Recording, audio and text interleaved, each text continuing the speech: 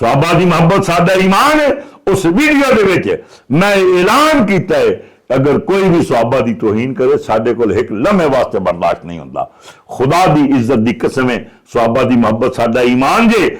मेरे खिलाफ जी वीडियो बनाई गई है, जी जी मेरे मुख्तलिफ जगह तो क्लिप कट के वीडियो बनाई गई है, जी बिल्कुल वो ना मेरे अकायदे शामिल है। ठीक है मैं इस गल का हलफ देना कि बिल्कुल वो एक जगह तो कुछ क्लिप कटिया, कुछ एक जगह तो कट के तो एक फेक वीडियो बना के मैंने बदनाम करने की कोशिश की गई। जी बिल्कुल अल्हम्दुलिल्लाह मेरा यह अकीदा है कि नबी पाक सल्लल्लाहु अलैहि वसल्लम दे सहाबा कराम पाक ने सहाबा की मुहब्बत नाल जन्नत लभनी है।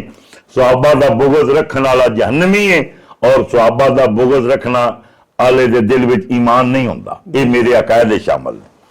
बाकी अंबिया की शान च मैं दसिया है कि जेड़ा नबी हुंदा है वो पैदाइशी नबी हुंदा है।